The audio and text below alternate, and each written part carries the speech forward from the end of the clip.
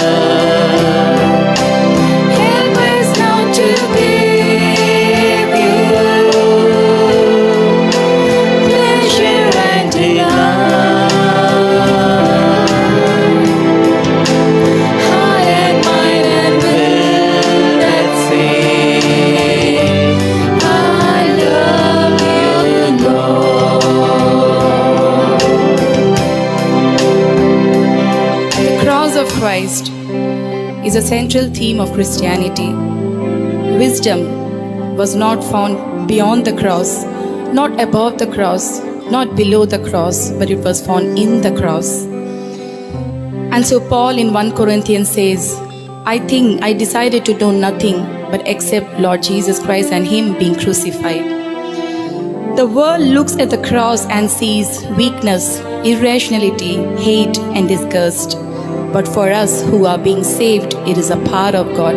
It is a love of God, where His love ran red, washing our sins, cleansing us as white as snow, where our sin and our shame were rendered powerless, and in Him we have peace, because He Himself is our peace, and in His flesh He has made each one of us one in Him. So even as we sing this song, may we be in awe of Him who gave His all for us.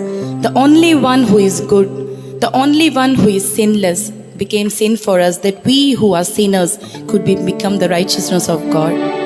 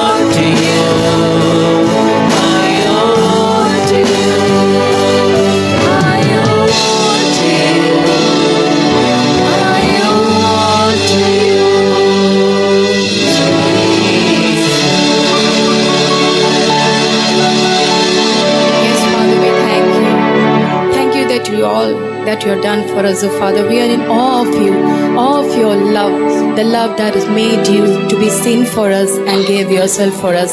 Today we stand here, O God, as the children of God, the children of the living and almighty God, the God who is in ultimate authority, and we surrender our hearts to you, making a covenant with you, O Lord, that we may live our lives holy and pleasing to you and live our lives to you as the lights of the world. ప్రార్థన చేస్తున్నాం. మహాపరిశుద్ధుడా, మహోన్నతుడా, సర్వాధికారి, సర్వాంతర్యామి తండ్రి, ఇంతవరకు నాయన English ఆరాధనలో తండ్రి మీరుండి నాయన మీకు మహిమకరంగా జరిగించుకున్నారు తండ్రి. వందనాలు, స్తుతులు, స్తోత్రం నాయన. ప్రభా, ఆరాధన జరిగించిన బిడ్డలందరిని బట్టి మీకు స్తుతులు, స్తోత్రాలు చెల్లించుకుంటున్నాం తండ్రి. ఆ బిడ్డల్ని మీకు కాపుదల్లో ఉంచండి. అలాగే తెలుగు ఆరాధన మేము మొదలు పెడుతుండగా ప్రభా మీరు మా మధ్య ఉండండి. పరిశుద్ధాత్మదేవ, మేము ఆత్మతో సత్యముతో మిమ్మల్ని ఆరాధించడానికి, పూర్ణ హృదయంతో పూర్ణ ఆత్మతో మిమ్మల్ని సేవించడానికి కృపద ఇచ్చేయమని నాయన, మీ యొక్క ఆరాధనలో పాల్గొంటున్న ప్రతి బిడ్డను దర్శించి దీవించి నాయన మమ్మల్ని బలపరచమని యేసయ్య నామములో అడిగి వేడుకుని ప్రార్థిస్తున్నాను తండ్రి. ఆమేన్, ఆమేన్. ఈ దినము ఆరాధనకై మనము ఎంచుకున్నటువంటి పాటలు 2. అందులో మొదటి పాట క్రీస్తు యొక్క ప్రేమ, క్రీస్తు ప్రేమ. ఆయన ఎల్లలేని ప్రేమ, ఆయన అపారమైనటువంటి ప్రేమ, ఆయన ఆశ్చర్యకరమైనటువంటి ప్రేమ, ఆయన సిలువలో చూపినటువంటి ఆ ప్రేమ. ఆ ప్రేమను మనము కొనియాడుతూ ఆయన్ని మనము ఆరాధిస్తూ ఉందాం. యోహాను సువార్త 15వ అధ్యాయము 12, 13 వచనాలు కన్నా మనం చూసినట్లుగైతే యోహాను సువార్త 15వ అధ్యాయం 12, 13. నేను మిమ్మల్ని ప్రేమించిన ప్రకారము మీరును ఒకరినొకరు ప్రేమించవలనంటే నా ఆజ్ఞ. నా స్నేహితుల కొరకు తన ప్రాణం పెట్టువాని కంటే ఎక్కువైన ప్రేమ గలవాడు ఎవడనూ లేడు. ఆయన మన కొరకు తన ప్రాణం పెట్టాడు. మన కొరకు ఆయన యొక్క సెలవులో మన కొరకు అర్పించుకున్నాడు. పైపచ్చి ఇంకొక ఆజ్ఞ మనకు ఇస్తున్నాడు. ఆయన మనల్ని ప్రేమించినట్లే మనము ఇతరులను ప్రేమించమన్న ఆజ్ఞ మనకు ఇస్తూ ఉన్నాడు. కాబట్టి మనము ఆయన్ని ప్రేమించవలసినటువంటి అవసరత ఉన్నది. అలాగే ఇతరులను ప్రేమించవలసినటువంటి అవసరత ఉంది. ఆయన మన కొరకు ఆ సెలవులో చేసిన కార్యం కొరకే మనం ఆయన ఆరాధించవలసినటువంటి అవసరత ఉన్నది. ఆయన రోమలకు రాసిన పత్రిక 8వ అధ్యాయం 4వ వచనం అంటుండు, పాప పరిహారము నిమిత్తము దేవుడు తన సొంత కుమారుని పాప శరీర ఆకారముతో పంపి ఆయన శరీరమందు మన పాపమునకు శిక్ష విధించెను. ఆయన పాపం లేనివాడుగా ఉన్నప్పటికీ కూడా ఆయన పాప శరీరాకారంతో పంపి మన పాపాల కొరకు ఆయన సిలువలో ఇచ్చేశాడు. కనుక మనము ఆ యొక్క సిలువలో చూచినటువంటి ఆ ప్రేమను అర్థం చేసుకుని ఈ యొక్క సిలువ ధ్యానం దినాల్లో మనం ఉన్నాం. కాబట్టి ప్రభా, ఆ యొక్క మీరు చేసినటువంటి ఆ కార్యాన్ని అర్థం చేసుకున్నట్టుగా నా మనోనేత్రాలు తెరవమని అడుగుదాము. అప్పుడు మనము ఆయన్ని స్తుతించగలుగుతాము. సిలువలో ఆయన ప్రేమ వెల్లడవుచున్నది. మనం ఇంకనూ పాపలమై ఉండగా ఇప్పటికి కూడా మనం పాపలంగానే ఉంచున్నాము. మన ఆలోచనలు, మన యొక్క క్రియలు ఇవన్నీ ఇప్పటికీ పాపంగానే ఉంచున్నాము. ఆదివారాలు ఆరాధనకు వస్తున్నాము, మిగతా రోజుల్లో మన యొక్క ఆలోచనలు అవన్నీ పాపయుక్తంగా ఉంటూ ఉన్నాయి. కాబట్టి మనం ఇంకనూ పాపలమై ఉండగా యుక్తకాలమున క్రీస్తు మన కొరకు చనిపోయి ఉన్నాడు. ఆయన రక్తం వల్ల మనకు పరిశుద్ధత, మనకు విమోచనము కలుగుతున్నది. కాబట్టి ఆ యొక్క రక్తంలో మనం కడగబడగాలి. మనం ఎప్పుడైతే పాపంలో పడుతున్నామో, మనం ఎప్పుడైతే మన ఆలోచనలు మనకు పాపంలోనికి తీసుకువెళ్తున్నాయో, వెంటనే ఆ సిలువ దగ్గరికి ఆలోచన మనకు రావాలి. ఆ సిలువ దగ్గర మనం వచ్చినప్పుడే మనం రక్షింపబడతాము. ఆయన మనకు. అందుకనే పౌలు అంటున్నాడు, సిలువనందు తప్ప మరి దేని యందు నేను అతిశయపడను, సిలువ ఎందు తప్ప దేని యందును అతిశయపడను. మనం ఎప్పుడైతే సిలువ దగ్గరికి వచ్చామో అప్పుడు మన యొక్క ఆలోచనలు మనం అడగక ముందే మన తండ్రి మన మనవులన్నీ ఆయనకు ముందే తెలుసు. కాబట్టి ఆయన మన మనవులన్నీ అంగీకరించి మనకు కావలసింది ఆయనకు అనుగ్రహిస్తూ ఉంటాడు. కాబట్టి ఆయన ప్రేమను మనం వెల్లడిపరుస్తూ ఈ యొక్క పాట పాడుదాం. ఎందుకో నన్నెంతగా నీవు ప్రేమించితివో దేవా.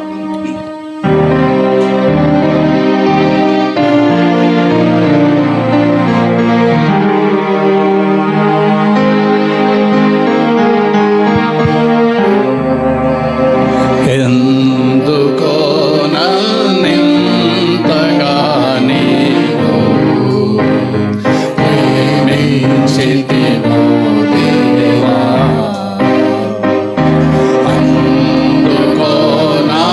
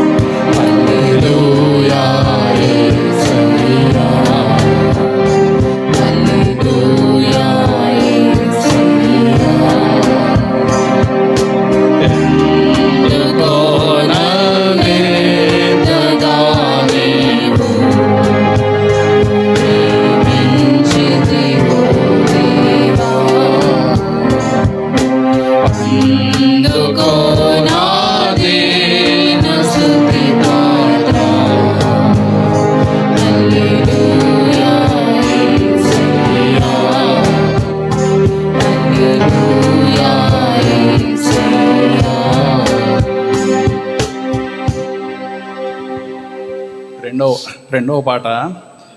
ఇది మీకు అందరికీ తెలిసిన విషయమే. సిలువలో రెండవ దొంగ ఆ పాపిగా ఆయన ప్రభువుని వేడుకున్నప్పుడు ప్రభు ఆయన్ని క్షమించి ఆయనకు ఏ విధంగా పరలోకాన్ని అనుగ్రహించాడో దాని గురించి రాయబడి ఉన్నది. మన లూకాసు వార్త 23వ అధ్యాయము 33వ వచనం చూచినప్పుడు 34వ వచనం చూచినప్పుడు, వారు కపాలమబడిన స్థలమునకు వచ్చినప్పుడు అక్కడ కుడివైపున ఒకరిని ఎడం వైపున ఒకరిని ఆ నేరస్తులను ఆయనతో సిలువేసిరి. అప్పుడు ఆ వేలాడదీయబడినటువంటి ఆ నేరస్తులలో ఒకడు ఆయనను దూషించుచు, నీవు క్రీస్తువు కదా, నిన్ను నీవు రక్షించుకొను, మమ్మల్ని కూడా రక్షించమని చెప్పాడు. ఇక్కడ మనకు ఇద్దరు దొంగలు ప్రభువునకు కుడివైపున ఎడం వైపున సిలువ వేయబడి ఉండడం మనం చూస్తూ ఉన్నాం. అక్కడ సిలువ వేయబడుతున్నటువంటి ఆ దొంగల్లో కూడా రెండు వేరు మనస్తత్వాలు కలిగి ఉన్నట్లుగా మనకు కనపడుతుంది. ఒక దొంగ అడుగుతున్నాడు, నీవు క్రీస్తువు కదా, అయితే నిన్ను నీవు రక్షించుకొని మమ్మల్ని కూడా రక్షించమంటున్నాడు. ఆయనకి ఇంకా ఈ లోకం మీద, లోక ఆశల మీద ఇంకా ఆ కోరికలు ఇంకా మిగిలిపోతూనే ఉన్నాయి. కానీ రెండవ దొంగ క్రీస్తు వైపు చూస్తూ ఆయన అంటున్నాడు, ప్రభువా, మాకైతే ఇది న్యాయమే, కానీ నీవు అన్యాయంగా ఇక సిలువ మరణం మా కొరకు పొందుతున్నావు. నీవు నీ రాజ్యంలో వచ్చేటప్పుడు నన్ను జ్ఞాపకం చేసుకో. నన్ను జ్ఞాపకం చేసుకోవాలి. ఎప్పుడైతే పాపం ఒప్పుకున్నాడో ఆ ప్రభు వెంటనే ఆ వేడుకలను తీసుకుని ఆయనకు క్షమాపణ అనుగ్రహించున్నాడు. నేడు నీవు నాతో కూడా పరదేశంలో ఉంటావు. నేడే నీవు నాతో కూడా పరదేశంలో ఉంటావని చెప్పాడు. కాబట్టి మనము కూడా ఈ దినాల్లో అనేక రకాలుగా సిలువ దగ్గరికి వస్తూ ఉన్నాము, కానీ ఆ యొక్క ఇంకా లోకం మీద ఆశతోనే మనము ఉంచున్నాము. క్రైస్తవులుగా ఉన్నాము, కానీ మనం ఇంకా లోక సంబంధమైనటువంటి ఈ యొక్క వ్యామోహాల్లో పడి మనం ఇంకా ఉన్నాము. కనుక ఇది మనకు ఒక గుణపాఠంగా ఉండాలి. ప్రభువుని దగ్గరికి వచ్చినప్పుడు ఆ రెండవ దొంగ ఏ విధంగా, అయ్యా నీవు నన్ను జ్ఞాపకం చేసుకోమని అడిగాడు. అదేవిధంగా మనం ఈ లోకం మీద ఉన్నటువంటి యొక్క ఆశలు వదిలేసుకుని మనము ప్రభు వైపుకు తిరిగినప్పుడే మనకు నెమ్మది, సమాధానం కలుగుతుంది, మనకు పరలోకము ప్రార్థిస్తుంది. కనుక ఈ యొక్క పాటని మాసలమణి గారు చాలా గొప్పగా రాశారు. ఈ యొక్క పాటను మనం పాడుతూ ప్రభువుని ఆయన ఇచ్చినటువంటి క్షమాపణను అనుగ్రహం తీసుకుని ఆయన స్తుతించి ఆరాధించి గణపరచుదాము. ప్రభు యేసుని వదనములు.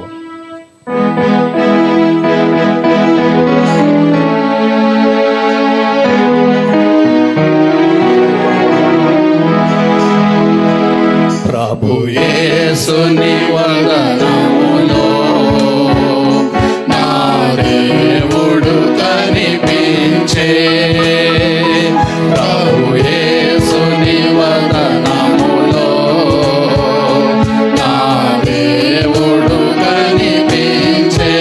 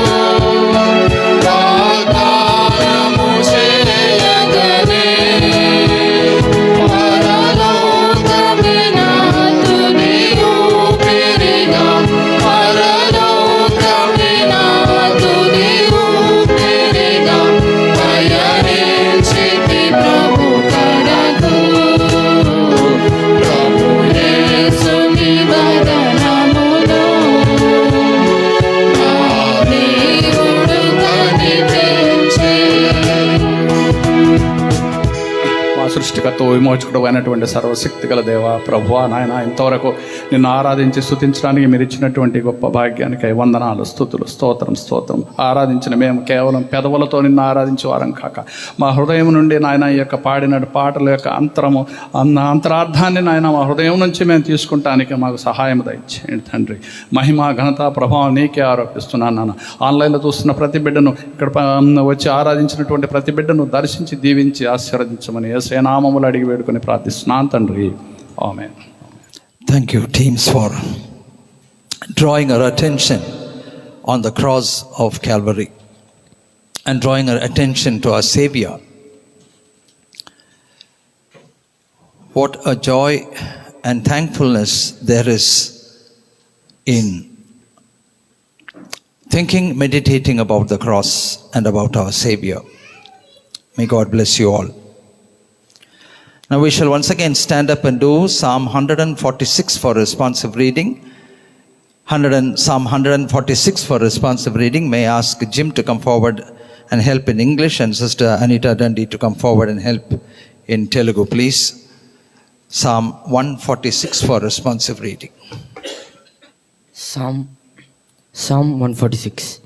Praise the Lord, O my soul. కీర్తనలు 146. యెహోవాను స్తుతించుడి, నా ప్రాణమా యెహోవాను స్తుతింపుము.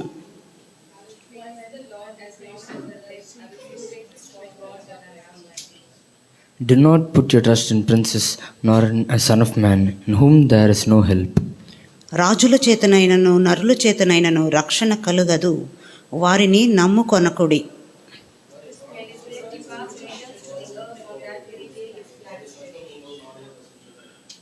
Happy is he who has the God of Jacob for his help, whose hope is in the Lord his God.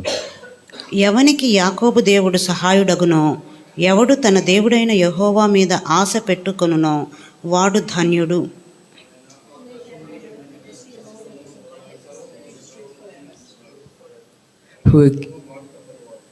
Who executes justice for the oppressed, who gives food to the hungry. The Lord gives freedom to the prisoners. పడపరచు వారికి ఆయన న్యాయము తీర్చును, ఆకలి కొనిన వారికి ఆహారము దయచేయును. యెహోవా బాధింపబడిన వారిని విడుదల చేయును.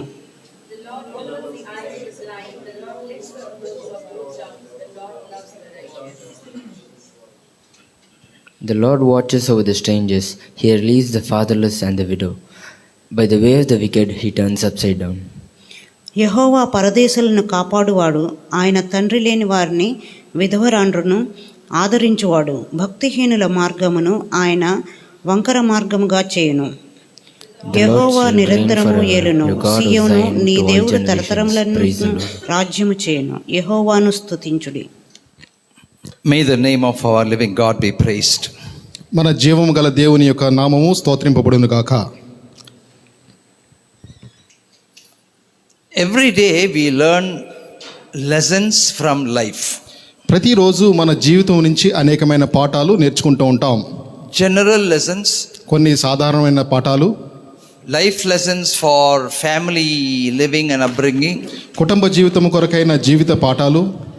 and we also learn in our workplace, we learn quite a number of lessons every day. మన యొక్క కార్యాలయాల్లో అనేకమైన పాఠాలు నేర్చుకుంటూ ఉంటాం.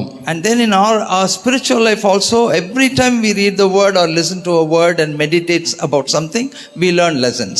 అనేకమైన సార్లు మన యొక్క ఆత్మీయ జీవితాల్లో కూడా మన వాక్యం చదివినప్పుడు అనేకమైన పాఠాలు నేర్చుకుంటూ ఉంటాం. So day after day our life is a life in which our knowledge increases. ప్రతి దినదినము మన యొక్క ఉన్న యొక్క జ్ఞానము అభివృద్ధి చెందుతూ ఉంది. And of late we have been greatly blessed by the internet. ఈ యొక్క ఇంటర్నెట్ ద్వారా మనం అనేక ఆశీర్వాదాలు మేలులు పొందాం. There are many things that can be evil on the net, but that we cannot deny that there are also very positive, very good material on the internet. ఇక ఇంటర్నెట్లో అనేకమైన చెడ్డ విషయాలు ఉన్నప్పటికీ అనేకమైన మంచి విషయాలు కూడా దాంట్లో ఉన్నాయి. So when we make use of these positivities, beloved, our life can definitely be enriched. అటువంటి మంచి విషయాలు మనం ఉపయోగించుకున్నప్పుడు మన యొక్క జీవితాలు ఆశీర్వదింపబడతాయి. So everything that we think and everything that we meditate molds our life. ప్రతి విషయం మనం ధ్యానించినప్పుడు అది మనకి జీవితాన్ని మలుచుతుంది, grants us growth, మనకి జీవితాల్లో అభివృద్ధి ఉంటుంది, points out errors in our lives మనకి జీవితాల్లో ఉన్న తప్పులను మనం తెలుసుకుంటాం, so that we could correct. దాని తద్వారా మనం సరి చేసుకున్నటకు. And then as children of God, we have one big responsibility. We have to grow every day in the spirit, grow in the word. ప్రతిరోజు మన యొక్క జీవితంలో పెరగాలి దేవుని బిడ్డలంగా.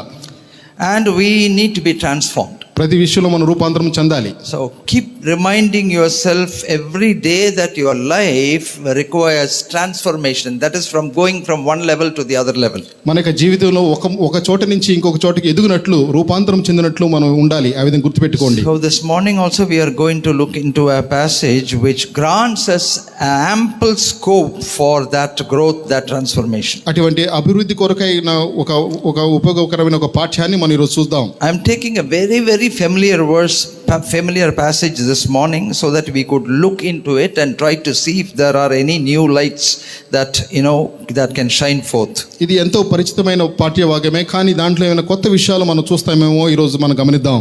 This is one of my favorites. నాలో ఎంతో ఇష్టమైన యొక్క పాఠ్యభాగము Hebrews chapter 12 verses 1, 2 and 3. హీబ్రూలు రాసిన పత్రిక 12వ అధ్యాయము 1, 2, 3 వచనాలు.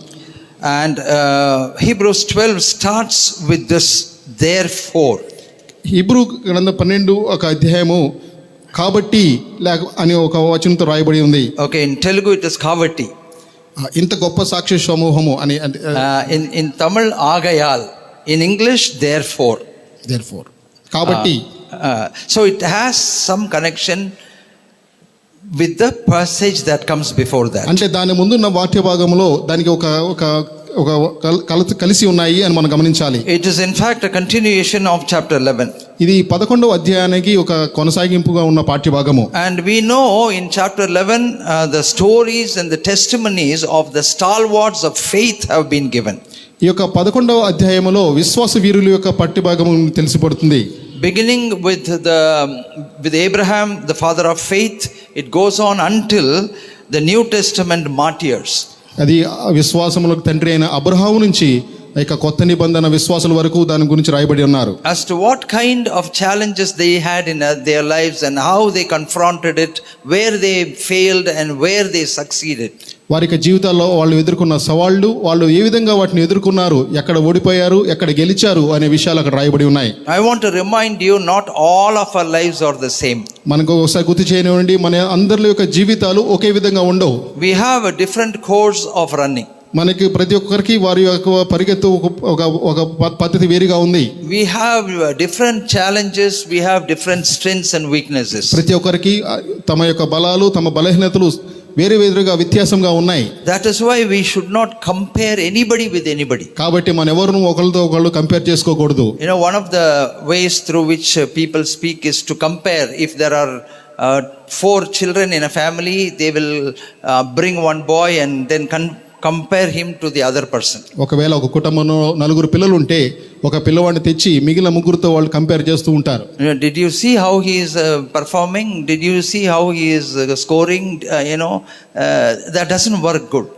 మీరు చూసారా ఈ అబ్బాయి ఎంత బాగా చేస్తున్నాడో, ఈ పిల్లవాడు బాగా చేస్తున్నాడు అని చెప్పడం అంత మంచి పని కాదు. Though they are children of the same family, they differ in very many aspects. వారందరూ ఒకే కుటుంబానికి చెందిన పిల్లలైనప్పటికీ వారు అనేక విషయాల్లో వ్యత్యాసం కలిగిన వారు. That is why we should not compare. అందుకని మనం ఒకళ్ళు కంపేర్ చేసుకోకూడదు. This morning I am going to teach you a little bit about comparison. ఈ యొక్క ఉదయకాలంలో ఈ కంపారిజన్ గురించి కొన్ని విషయాలు మీకు చెప్తాను. Comparison has to be done between the equals. ఈ కంపారిజన్ అనేది ఇద్దరు సరిసమానమైన వ్యక్తుల మీద చేయాలి. It should be the same and then you compare. ఇద్దరు సమానమైతే వారి మీద మనం కంపేర్ చేయొచ్చు. Or else you cannot compare. లేకపోతే మనం వాళ్ళని కంపేర్ చేయలేం. Okay, so this passage begins like therefore. కాబట్టి అనేక వచనంతో ఈ యొక్క పాఠ్యభాగము. So even as we are meditating upon this, beloved, I want you to bring yourself into this picture with all your strengths and weaknesses. ఈ యొక్క పాఠ్యభాగం చదివినప్పుడు మీ యొక్క బలాలు, మీ యొక్క బలహీనతలను ఒకసారి మీరు జ్ఞాపకం చేసుకొని, we know our strengths and weaknesses, we know what we can do, our inabilities, everything we know. మనం ఏం చేయగలమో ఏమి చేయలేమో మనకు తెలుసు. In which area we are weak. మనం ఏ యొక్క ప్రాంతంలో మనం చాలా బలహీనంగా ఉన్నాం, in which area we are trying to persevere. ఏ యొక్క ప్రాంతంలో మనం పోరాడగలుగుతున్నాం. We may not voice out everything because it's not possible for us to voice out everything. అన్నీ మనం చెప్పలేకపోవచ్చు, ఎందుకంటే అన్నీ చెప్పడానికి వీలు కాదు. But there are inner struggles, కానీ ఎన్నో సవాళ్లు ఉన్నాయి, inner challenges, ఎన్నో పోరాటాలు ఉన్నాయి, fears, భయాలు ఉన్నాయి, conflicts. పోరాటాలు ఉన్నాయి, All these things are there. ఎన్ని ఉన్నాయి. And the word of God beautifully brings us into a phase where we can consider ourselves in the light of whatever has happened, in the lives of the stalwarts of faith. ఇక విశ్వాస వీరుల యొక్క వారి జీవితాలను చూసి వారి యొక్క జీవితాల్లోంచి నేర్చుకున్న పాఠాల గురించి మన జీవితాలను ఒకసారి పరిశీలించుకోవడానికి దేవుని వాక్యం మనకు సహకరిస్తుంది. Okay, so we'll go to 12 and we will. Therefore we also, since we are surrounded by so great a cloud of witness. ఇంత గొప్ప సాక్ష్య సమూహము మేఘము వలె మనలను ఆవరించినందున. For our running of this course, beloved, we have encouragement. ఈ యొక్క మన యొక్క ముందున్న ఒక పోరాటాన్ని లేకపోతే ఇది కొనసాగించుటకు మనకు ఇది ఒక మంచి అవకాశం. The lives of these beautiful people, who have struggled but have gained the appreciation of God, those stand right in front of us as an encouragement for us to run this race. మన ముందున్న ఇక విశ్వాస వీరులు వారు యొక్క పోరాటాల్లో పోరాడి అయితే దేవుని చేత వారు ఘనత పొందిన వారు కాబట్టి వారి నుంచి మనం నేర్చుకోవడానికి ఈ యొక్క పాఠం మనకు అనుకరిస్తుంది. In spite of their struggles, they have been able to gain a witness in their lives. వారి యొక్క పోరాటాలకి ఉన్నప్పటికీ వారి జీవితాల్లో ఒక సాక్ష్యాన్ని పొందగలిగారు. What's more important in our life is to gain witness. మనకు జీవితాల్లో ప్రాముఖ్యమైన విషయం ఏంటంటే ఆ యొక్క సాక్ష్యం పొందుట. We have to have testimony. మనకు జీవితాల్లో ఒక సాక్ష్యం ఉండాలి. That's very important. అది చాలా ప్రాముఖ్యము. So the first point is that we are surrounded by so great a witness. కాబట్టి మొదటి పాయింట్ ఏంటంటే గొప్ప సాక్ష్య సమూహం మేఘం వలె మనల్ని ఆవరించి ఉంది. That means take the best out of anybody. అంటే వారిలో ఉన్న ప్రతి ఒక్కరిలో ఉన్న మంచిది మనం తీసుకోవచ్చు. Every man has something positive in his life, irrespective of how bad and evil he is. ప్రతి ఒక్క వ్యక్తిలో వారిలో ఒక మంచి ఉంటుంది. వారిలో చెడుతనం ఉన్నప్పటికీ వారిలో ఏదో ఒక మంచి ఉంటుంది. Take that best out of him. వారిలో ఉన్న మంచిని మనం తీసుకుందాం. And use it positively for your life. అది మన యొక్క జీవితం అభివృద్ధి కొరకు వాడుకుందాం. I used to always give one example, whether I have given this to you or not, I don't know. If somebody comes and sells you, a vitamin tablet or a tonic or something like that will build your muscles up, but he is looking skinny, would you be able to buy that? Will you buy that? ఉదాహరణకి ఒక అమ్ముకునే అతను చాలా బలహీనంగా ఉండి మీ దగ్గరికి వచ్చి ఒక బలంకు వస్తాయనే ఒక టాబ్లెట్లు మీకు అమ్ముతుంటే మనము ఆ యొక్క అబ్బాయిని నమ్మగలమా? Definitely we will not be. We'll put a big question mark. మనం వాడిని నమ్మలేము, ఎందుకంటే తనంతట తానే బలహీనంగా కనిపిస్తున్నాడు. But if that same person, if he is the next day bringing comb and selling, would you buy? తర్వాత రోజు అతను వచ్చి ఒక దువ్వెని మనకు అమ్మితే కొనగలమా? Okay, if you need comb, you will buy. మనకు అవసరమైతే కొంటాం. Same person. అదే వ్యక్తి. But in the first, experience, you said no. అదే మొట్టమొదటి వచ్చినప్పుడు మనం కొనలేదు. So like that, everybody has something good, beloved, and we need to take that good from them. అదే విధంగా ప్రతి ఒక్కరిలో ఏదో ఒక మంచి ఉంటుంది, ఆ మంచిని మనం తీసుకోవాలి. Even when you speak something bad about somebody, first speak something good about them and then tell that, okay, I think I found this in them which is not very positive. ఒక వ్యక్తిలో ఏదైనా సరి చేసుకోవాలి అనే విషయాన్ని మనం చెప్పదలిస్తే ముందు ఆ వ్యక్తి గురించి మంచిగా మాట్లాడటం చాలా మంచిది. So we are already in a race and we are running, and we need to look at these witnesses in order that we may be encouraged. మనము ఇప్పటికే ఇక పరుగు పందెంలో ఉన్నాం. మన ముందున్న సాక్ష్య సమూహాన్ని చూసి మనం ఉత్తేజపరచుకోవాలి. Number 2, the writer of Hebrews very clearly portrays as to what is the biggest ever obstacle for us to run this race. ఈ యొక్క 2వ వచనములో మనకు చెప్పబడుతున్న మాట ఏంటంటే ఈ యొక్క పరుగు పందెములో మనకు వచ్చే పెద్ద అడ్డంకు ఏంటి? He says, let us lay aside every weight. ఇక్కడ ఏం చెప్పబడుతుందంటే ప్రతి ఒక్క పాప భారమును విడిచిపెట్టి and the sin which so easily ensnares us. సులువుగా చిక్కులు పెట్టు పాపమును విడిచిపెట్టి. 2 things. One is something that weighs you down. ఒకటి మన యొక్క భారాన్ని కిందకు మోపేది. Even as you're listening to this message, please consider in your heart, what is that weighs you down? ఇప్పుడు కూడా నేను ఇక మాటలు చెప్తున్నప్పుడు మీరు ఆలోచించుకోండి, మనకి భారంతో మనల్ని కిందకి దిగదొక్కేది ఏమిటి?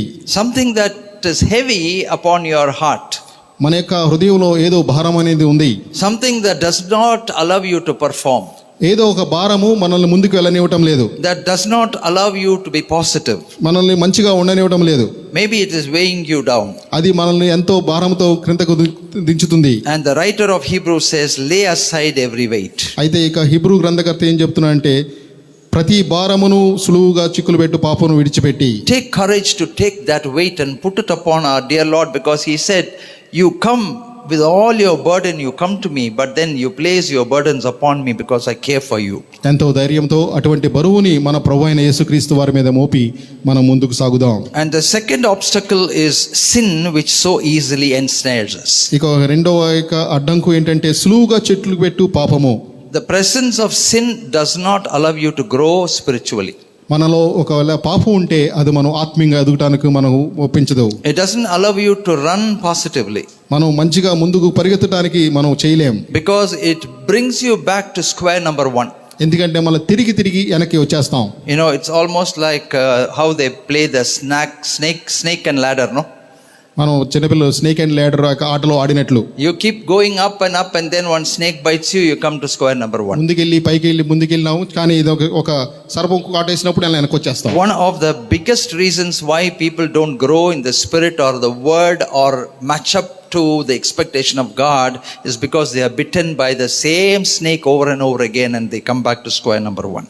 మనం గమనించినట్లయితే మనం అనేకమైన సార్లు దేవుని ఉద్దేశ ప్రకారంగా ఎదగలేకపోతున్నాం, ఎందుకంటే అదే సర్పం చేత కాటు వేయబడి కిందకి వచ్చేస్తున్నాం. And then at one point of time they decide, this is what I am, this is how I will be, this is my weakness, let me just live my life like this. కొన్నిసార్లు అటువంటి నిర్ణయానికి వచ్చేస్తాం, ఇంతే నా జీవితం, నా యొక్క ప్రభావం ఇంతే, ఇంకా ముందుకు వెళ్ళలేను అనే ఒక నిరాశతో వెనక్కి వచ్చేస్తాం. And that is why there is no accomplishment in your spiritual life. అందుకని మన యొక్క జీవితంలో ఒక ఉద్దేశం ప్రకారంగా ముందుకు వెళ్ళటం లేదు. No achievement. ముందుకు వెళ్ళటం లేదు. Nothing to say about. మన గురించి చెప్పుకోవడానికి ఏమీ లేదు. No witness. ఏ సాక్ష్యమును లేదు. So beloved, this morning we are greatly encouraged to lay aside every weight and to throw out, the sin. In Tamil Bible, thalli vittu, push it aside, and then you proceed with endurance the race that's set before you. కాబట్టి రెండవ వచనాన్ని చాలా జాగ్రత్తగా గమనిద్దాం. మనము కూడా ప్రతి భారమును సులువుగా చిక్కులు పెట్టు పాపమును విడిచిపెట్టి విశ్వాసమున కర్తయు దాన్ని కొనసాగించువాడైన యేసు వైపు చూచుచు. This race is a mandatory race. ఈ యొక్క పందెపు రంగము మనకి ఎంతో అవసరమైనది. Whether you like it or not, you have to run. మనకు ఇష్టమున్నా లేకపోయినా ఈ యొక్క పందెపు రంగంలో పరిగెత్తవలసిందే. And every race definitely has a destination. ప్రతి ఒక్క పందెపు రంగానికి ఒక గమ్యం అంటూ ఉంటుంది. Every race has a purpose. ప్రతి ఒక్క పందెపు రంగానికి ఒక ఉద్దేశం అంటూ ఉంటుంది. And every race has a reward. ప్రతి ఒక్క పందెపు రంగానికి ఒక బహుమతి ఉంది. You cannot take rest and say no, I am not going to run. నేను విశ్రాంతి తీసుకుంటాను, నేను ఇంకా పరిగెత్తలేను అని చెప్పలేం. Because we have already stepped into the course. ఎందుకంటే మనం ఒక పరుగు పందెంలో మనం ఆల్రెడీ అడుగు పెట్టాం. And the third point the word of God encourages us this morning is we have to run the race with endurance, with patience, looking unto Jesus. యేసు వైపు చూచుచు మన ఎదుట ఉంచబడిన పందెంతో ఓపికతో పరిగెత్తుదుము. Now we are truly blessed to have Jesus. మనకు మన ప్రభు అయిన యేసుక్రీస్తు వారు ఉండుట మనకు ఎంతో ఆశీర్వాదకరం. This morning I want to greatly encourage you. All of our lives are such beautifully managed because of one person called Jesus Christ. మన ప్రభు అయిన యేసుక్రీస్తు వారిని బట్టియే మన యొక్క జీవితాలు ఎంతో సవ్యంగా నడుస్తున్నాయని చెప్పనివ్వండి. We are who we are because of Christ Jesus. మనం ఏమై ఉన్నామో కేవలం మన ప్రభు అయిన యేసుక్రీస్తు వారిని బట్టియే. Or else how we would have been, just you can imagine yourself as I imagine myself. నా గురించి నేను ఆలోచించినట్లు మీ గురించి మీరు ఆలోచించుకోండి. మనం ఆ ప్రభు లేకపోతే ఏమై ఉండేవాళ్ళమో. You know your character, you know all about you, and you also know when Jesus stepped into your life, how all these things were very clearly controlled and brought to a stage to submission to Christ. మీ యొక్క స్వభావం ఎట్టిదో మీకు తెలుసు. అయితే ప్రభు అయిన యేసుక్రీస్తు వారు మీ యొక్క జీవితంలోనికి వచ్చినప్పుడు మీరు ఏ విధంగా మారారో మీకు తెలుసు. కాబట్టి మీకు మీరే ఆలోచించుకోండి, ఒకవేళ ప్రభువు అయిన వారు మీరు లేకపోతే మన పరిస్థితి ఏమై ఉండేదో. We all have our inborn character. మనందరిలో ఒక స్వాభావికమైన యొక్క గుణాలు ఉన్నాయి. If only we had not met Christ, how we would have lived our lives with that inborn character. మనకు ప్రభువు మనలో రాకపోయినట్లయితే మనలో ఉన్న స్వాభావికమైన ప్రకృతి సంబంధమైన ఆ యొక్క స్వభావాలతో మనం ఏ విధంగా జీవించగలవారో ఒకసారి మీరు ఆలోచించండి. So while you combat and think about yourself, whether are you a real Christian within yourself, beloved, you must say, yes, I am, because your life is centered in Christ Jesus. నేను నిజమైన క్రైస్తవున్నా అని మీరు ఆలోచిస్తున్నప్పుడు మీరు తప్పకుండా నమ్మాలి. ఎందుకంటే మీ యొక్క జీవితానికి ఆ యొక్క మధ్యలో ఉన్నది క్రీస్తే. In all you think about Christ, మనం ఆలోచించేదంతా ఆ యొక్క క్రీస్తు గురించే. and you are running your life looking unto Jesus. మన యొక్క పరుగు పందెములో మన ప్రభువైన యేసుక్రీస్తును చూసే ముందుకు పరిగెడుతున్నాం. The word of God says he is the author and the finisher of our faith. వాక్యంలో చెబుతుంది ఆయనే He is the author and finisher of your faith. Verse 3. Verse 2. విశ్వాసమునకు కర్త దాన్ని కొనసాగించువాడైన క్రీస్తు. Think about the day when you put your faith in Christ Jesus.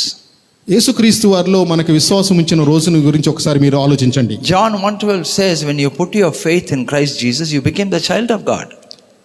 యోహాను 1:12 చెప్పబడింది, మనం ఎప్పుడైతే మన ప్రభు అయిన యేసుక్రీస్తు వారి విశ్వాసం ఉంచామో ఆనాడే మనం దేవుని యొక్క పిల్లలు అయ్యాం. And God has accepted you as his child. మనకు దేవుడు మనల్ని ఆయన బిడ్డలుగా మనల్ని అంగీకరించాడు. With all our variations and abstinence and all these things, he still cares for us because we have now become his child. మనలో అనేకమైన పొరపాట్లు ఉన్నప్పటికీ మనం ఆయన అంగీకరించాడు, ఎందుకంటే మనం ఆయన బిడ్డలమయ్యాం. He is willing to tolerate our nonsense because we have become his child. మనం చేసే చెడ్డ పనులు కొన్నిసార్లు ఆయన అంగీకరిస్తున్నాడు, ఎందుకంటే మనం ఆయన పిల్లలు అయ్యాం. And we are looking unto him and we are running this race. ఆయన వైపు చూచుచు మనం ముందుకు పోరాడుతూ ముందుకు పరిగెడుతున్నాం. Now what about Christ Jesus, who himself ran this race on planet Earth? మనం యేసుక్రీస్తు వారు తన తానే ఈ యొక్క పోరాటంలో ఈ యొక్క భూమి మీద ఉన్నప్పుడు పరిగెత్తారు. The Father God gave the Son of God an assignment to be the Son of Man, and Jesus took up that assignment, and as a human being he ran this race just like how we do. మన తండ్రి అయిన దేవుడు తన కుమారుడైన యేసుక్రీస్తు వారికి ఈ యొక్క భూమి మీద మనుష్య కుమారుడిగా ఉండి ఒక మనిషిలాగా ఈ జీవితాన్ని జీవించే ఆ యొక్క పరుగు పందాన్ని పెట్టాడు. The word of God says that he was tested, Jesus was tested and tempted and tried like all of us. మన వాక్యంలో చెప్పబడింది, ప్రభువైన యేసుక్రీస్తు వారు మనవలే శోధింపబడి, but he was sinless.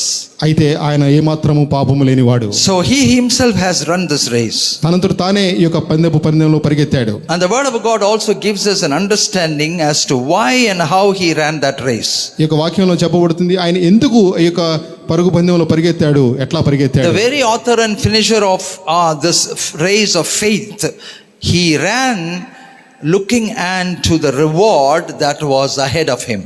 తన ముందు ఉంచబడిన ఆ యొక్క బహుమానం కొరకు చూసుకుంటూ ఆయన ముందుకు పరిగెత్తినట్టు మనం గమనిస్తా ఉన్నాం. The word of God says he, for the joy that was set before him, endured the cross, despising the shame, and has now sat down at the right hand of the throne of God. ఆయన తన ఎదుట ఉంచబడిన ఆనందము కొరకై అవమానమును నిర్లక్ష్యపెట్టి సిలువను సహించి దేవుని సింహాసనం యొక్క కుడి పార్శ్వమున ఆసీనుడై ఉన్నాడు. Now Christ Jesus, the Messiah himself, had to put up with a lot of stress and strain on planet Earth, beloved, in running the race. He wanted to receive the joy that was set before him. తన ముందు ఉంచబడిన ఆనందమును ఆయన పొందుటకు ఆయన ఈ యొక్క లోకంలో ఉన్నప్పుడు ఆయన సిలువను సహించి ఎంతో బాధలను శ్రమలను సహించినాడు. Please don't underestimate the cross of Christ.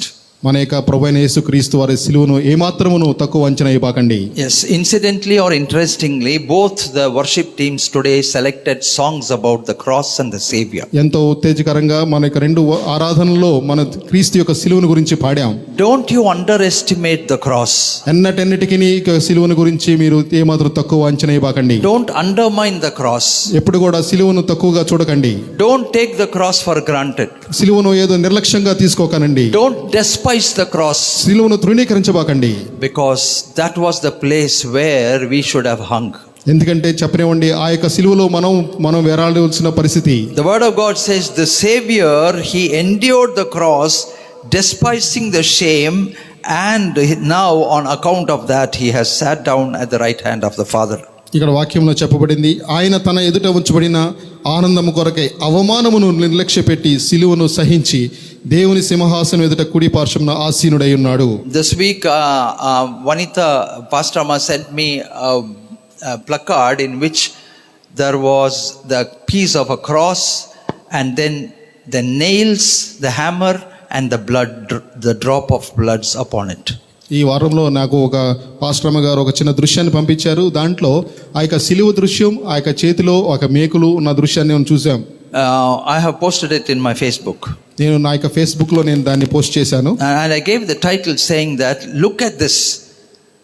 If you look at that when you are tempted, you will not sin.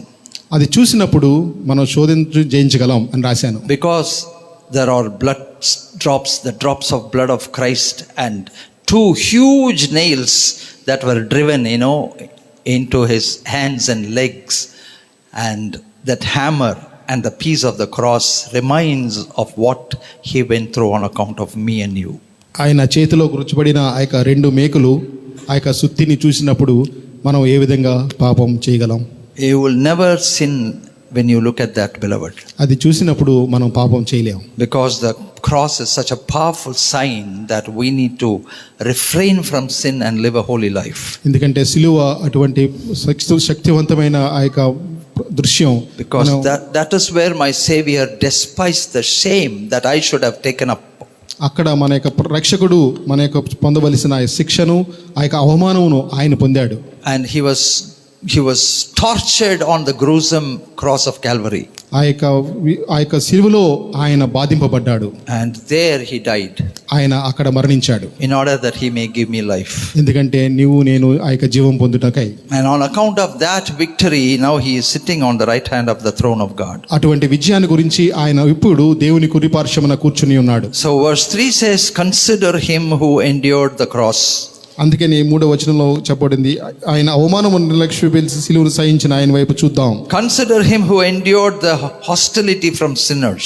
ఆ యొక్క పాపులు ఆయన ద్వేషించినప్పుడు ఆయన పరిస్థితిని చూసి మనం నేర్చుకుందాం. Don't become weary in the earthly life because of the challenges and the trials and the tests that you are going through. మన యొక్క ఉన్న శోధనలు, మన యొక్క శ్రమలను కూర్చి మనం ఏమాత్రమును అలసైక ఉందుము. Don't get discouraged in your souls. మనం నిరుత్సాహపడవద్దు. Even last week, there were many news that came where people have committed suicide and they have died. పోయిన వారంలో అనేకమైన చోట్ల ఆత్మహత్యల గురించి మనం విన్నాం. Not because they did not have food. వాళ్ళకి ఏదో ఆహారం లేకపోలేదు. Not because they did not have money. వాళ్ళకి డబ్బు లేక కాదు.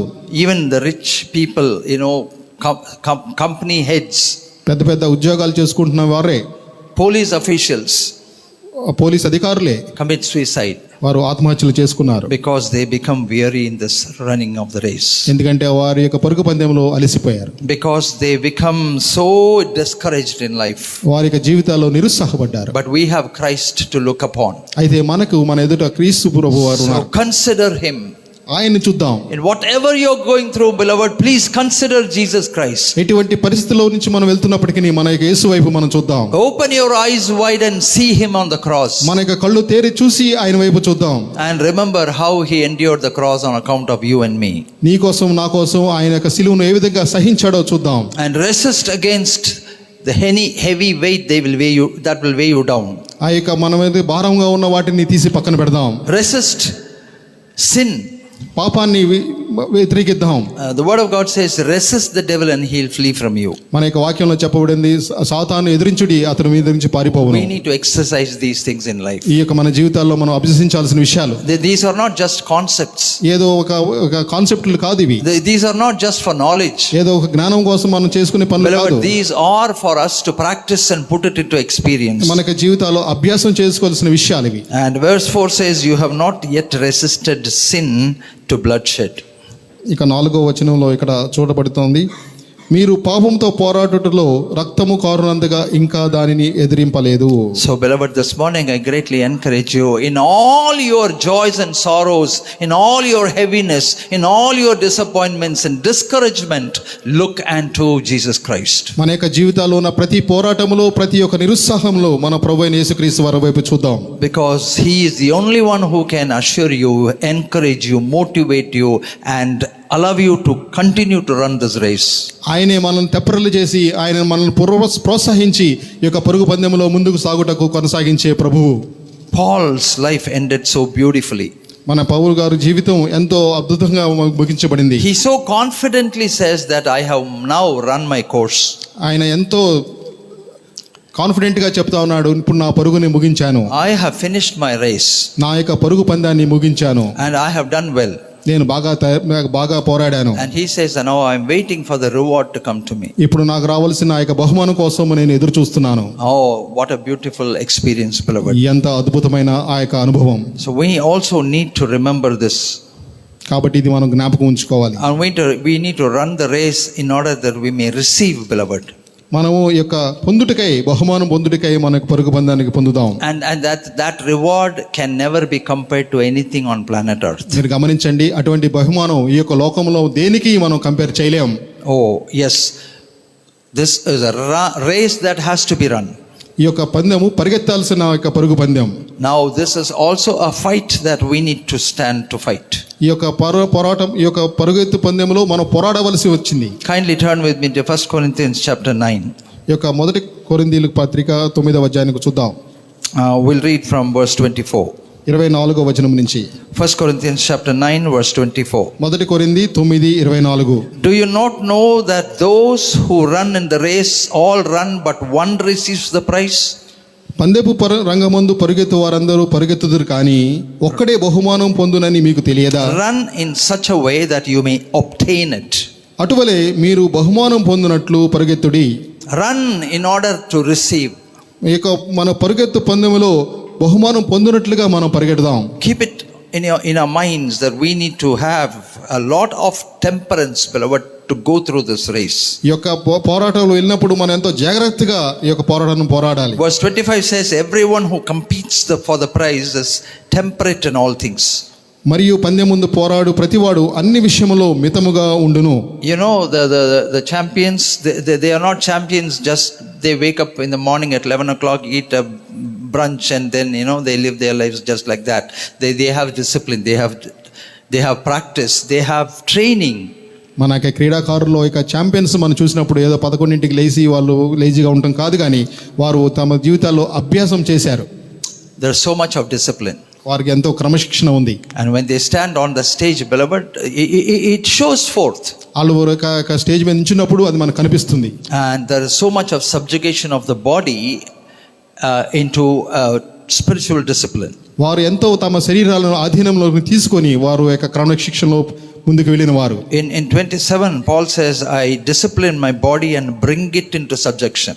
ఇక 27వ వచనంలో మనకు కనిపిస్తుంది, నా శరీరంను నలగగొట్టుకొని దానిని లోపరుచుకుంటున్నాను. So let's be conscious that we need to have that kind of an attitude in our minds, beloved, to discipline ourselves into running of this race and then being transformed. మనం కూడా అటువంటి దృక్పథం కలిగి ఉండాలి. మన యొక్క జీవితాల్లో మన శరీరాలను మనకు నలగగొట్టుకొని వాటిని లోపరుచుకున్నట్లుగా. Once again I want to remind you, the reward is incomparable.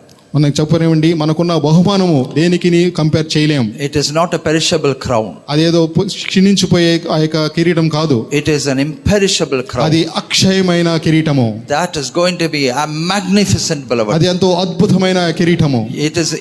It's not only incomparable, it is unimaginable. అదేదో కంపేర్ చేయలేనిది కానీ మనం ఊహించలేనిది కూడా. And if we are able to receive that, we are truly blessed. అది గనక మనం పొందగలిగితే మనం ఎంతో ఆశీర్వదించబడిన వారం. And we would do justice to this great calling the Lord has given. మనకు దేవుడు అనుగ్రహించిన ఈ పిలుపుకు మనం ఎంతో ఆ యొక్క నీతికి ముందుకెళ్ళినట్లు ఉంటాం. So this morning, may we subjugate our spirit, our body, our souls into the hands of a living God for that kind of a spiritual qualification, disciplining, beloved, in order that we may pursue the reward that the Lord has for this race. అటువంటి పరిస్థితుల్లో మన యొక్క జీవితాలను దేవునికి అనుగుణంగా మనం మలుచుకొని లోపరుచుకొని దేవుడు అనుగ్రహించు ఆ యొక్క గొప్ప బహుమానంకై మనం పరిగెత్తుటకు ఎదురు చూచుదాము. Run so that you may receive. మనము బహుమానం పొందుటకై పరిగెత్తుదాం. May the good Lord help us. దేవుడు మనలందరికీ సహాయం చేయనుగాక. Okay, shall we close our eyes and say, bless the Lord, O my soul, and all that is within me, bless his holy name. Bless the Lord, O my soul, and forget not all his benefits. May the grace of our Lord Jesus Christ, the love of God, and the sweet fellowship of the Holy Spirit rest and abide with each of us now and forevermore. Amen.